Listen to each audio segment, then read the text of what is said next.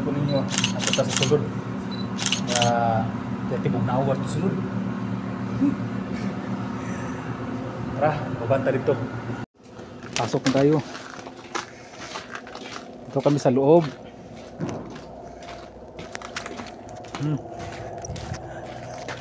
Pa tayo doon.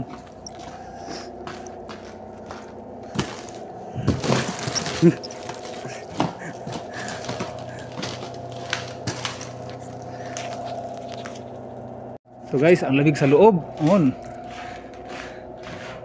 Nag-yelo na yung ano, kumpusta ng yelo. So guys,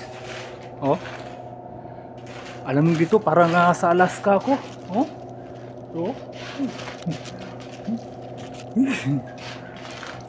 Ito, tigas.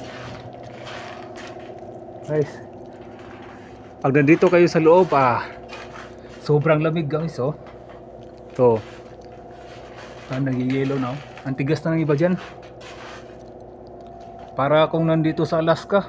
Ito sa loob ng storage. Ito yung araw-araw namin ginagawa pag meron kami dito kami minsan nagtambay. Ito guys, ito sa nag-yelo na. Itong bakal. Magana yan ng yelo nalisan lang namin.